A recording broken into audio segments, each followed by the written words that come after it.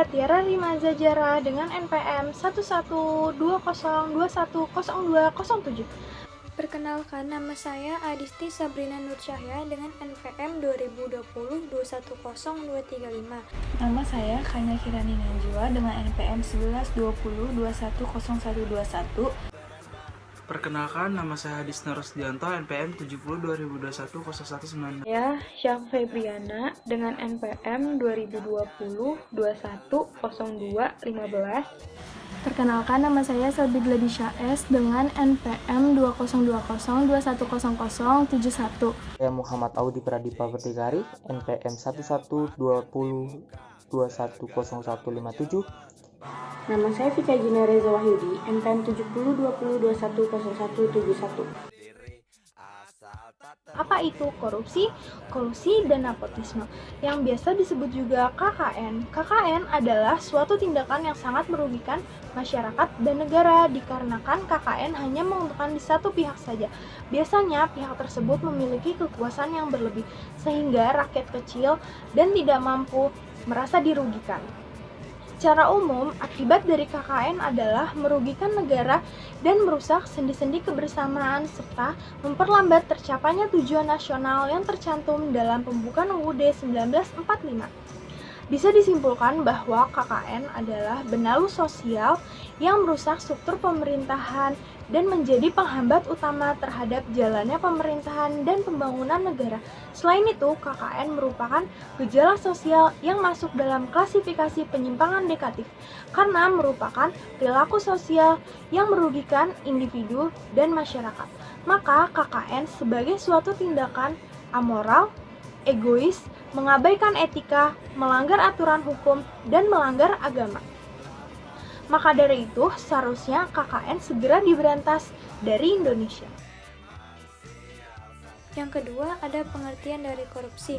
Korupsi adalah suatu tindakan dari seseorang yang menyalahgunakan kepercayaannya dalam sebuah masalah ataupun organisasi guna memperoleh keuntungan pribadi.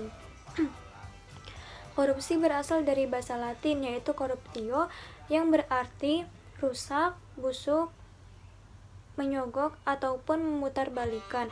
Menurut bahasanya, korupsi berarti suatu tindakan pejabat publik, baik itu politisi maupun pegawai negeri, yang menyalahgunakan kepercayaan publik yang telah dikuasakan kepada seseorang guna memperoleh keuntungan pribadi. Menurut Black Law Dictionary, korupsi adalah suatu bentuk perbuatan yang dilakukan dengan sengaja dan bermaksud untuk mendapatkan keuntungan yang tidak resmi dengan terlebih dahulu menggunakan hak-hak dari pihak yang lain. Faktor penyebab korupsi ada dua, yaitu faktor internal dan faktor eksternal. Faktor internal adalah sikap tamak, dan faktor eksternal adalah faktor politik, faktor hukum, faktor sosial, dan faktor ekonomi. Pengertian korupsi juga tercantum dalam Undang-Undang Nomor 31 Tahun 1999, yaitu tentang tindak pidana pemberantasan korupsi, yang menyatakan bahwa korupsi adalah setiap orang yang tergolong melawan hukum, melakukan suatu untuk memperkaya diri sendiri, menguntungkan diri sendiri ataupun orang lain. Contoh korupsi dan dampaknya. Beberapa contoh korupsi: korupsi uang negara, korupsi penggelapan jabatan, suap menyuap, dan tindakan pemerasan. Contoh dari kasus korupsi suap menyuap seperti menyuap pegawai negeri yang karena jabatannya bisa menguntungkan orang yang memberikan suap, menyuap hakim, pengacara, atau advokat. Korupsi menunjukkan tantangan yang serius bagi pembangunan. Di dalam dunia politik, korupsi mempersulit demokrasi dan tata pemerintahan atau good governance. Dampak-dampak korupsi dalam beberapa bidang. Dalam bidang ekonomi, korupsi juga mempersulit pembangunan ekonomi dan mengurangi kualitas pelayanan pemerintahan. Dalam sektor private, korupsi meningkatkan ongkos niaga karena kerugian dari pembayaran ilegal, ongkos manajemen dalam negosiasi dengan pejabat korup, dan risiko pembatalan perjanjian atau karena penyidikan. Korupsi mengakibatkan melambatnya pertumbuhan ekonomi suatu negara, menurunnya investasi, meningkatnya kemiskinan, serta meningkatnya ketimpangan pendapatan. Jadi, dampak korupsi yang dapat dilihat dengan jelas adalah dapat menurunkan tingkat kebahagiaan masyarakat di suatu negara. Kolusi merupakan sikap dan perbuatan tidak jujur dengan membuat kesepakatan secara tersembunyi dengan melakukan perjanjian yang diwarnai dengan pemberian uang atau fasilitas untuk memperlicin agar segala urusannya menjadi lancar. Di Indonesia, kolusi paling sering terjadi dalam proyek pengadaan barang dan jasa yang dilakukan oleh pemerintahan. Ciri-ciri kolusi jenis ini adalah yang pertama, pemberian uang pelicin dan perusahaan kepada oknum pejabat atau pegawai pemerintahan. Yang kedua, penggunaan broker atau perantara dalam pengadaan barang dan jasa tertentu.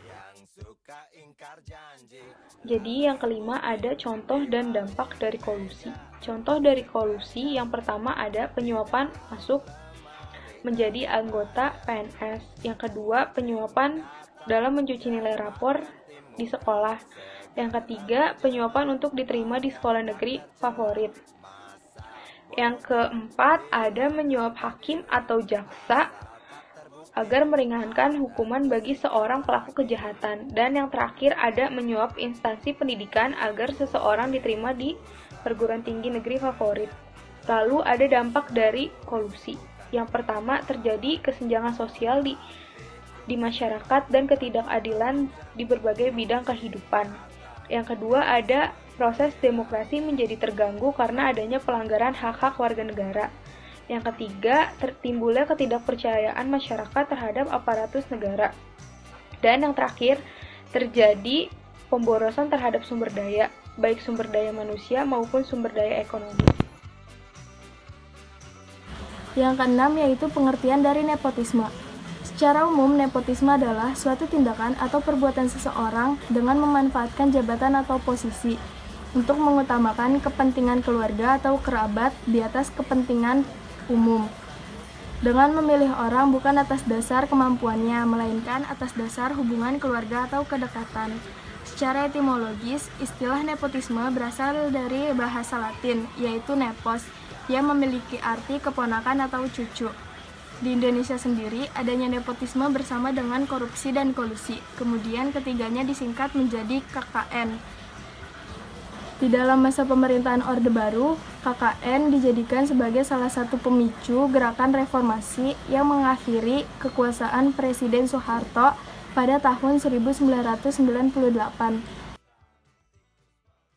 Bentuk nepotisme yang terjadi. Praktek nepotisme ini terjadi di berbagai bidang, termasuk dalam bidang bisnis, ekonomi, politik, hiburan, agama, olahraga, dan berbagai bidang lainnya. Di Indonesia, praktek nepotisme ini banyak terjadi pada zaman pemerintahan Orde Baru, yang akhirnya menjadi salah satu pemicu gerakan reformasi 1998. Dan saya akan sebutkan contoh-contoh bentuk nepotisme. Pertama, pejabat penting di pemerintahan memilih anggota keluarganya sebagai kepala dinas, meskipun ada yang lain yang mampu dan berhak menjalankannya. Yang kedua, seorang manajer perusahaan menaikkan gaji dan memberikan jabatan penting kepada seseorang bukan karena prestasi atau kemampuan, tapi karena adanya hubungan keluarga dan kedekatan. Yang terakhir, pejabat pemerintahan memenangkan tender proyek pemerintah kepada perusahaan tertentu dan bukan karena perusahaan itu menang tender, tetapi adanya hubungan tertentu di suatu negara, suatu hubungan keluarga. Cara mengatasi tindakan KKN. Pertama adalah memperkuat keimanan dan budaya malu. Bagaimana juga keimanan adalah benteng terbaik untuk mencegah perbuatan menipu. Kedua, sistem penggajian yang layak. Sebagai manusia biasa, para pejabat atau bikorat tentu memerlukan uang untuk mencukupi kebutuhan diri dan keluarganya. Ketiga, pembuatan sistem. Birokrasi dalam hukum yang anti korupsi dan anti korupsi, misalnya hukum yang melarang segala bentuk pemberian suap ataupun hadiah kepada pejabat atau jaksa. Keempat, perhitungan kekayaan pejabat dan pembuktian terbalik. Orang yang melakukan korupsi tentu jumlah kekayaannya akan bertambah dengan cepat. Kelima, hukuman berat. Tindak pidana korupsi termasuk dalam kelompok tindakan pidana takzir. Keenam, penegakan hukum secara tegas dan tanpa pandang bulu. Ketujuh, teladan dari para pemimpin. Kedelapan, kesadaran kolektif dan kontrol publik. Terima kasih.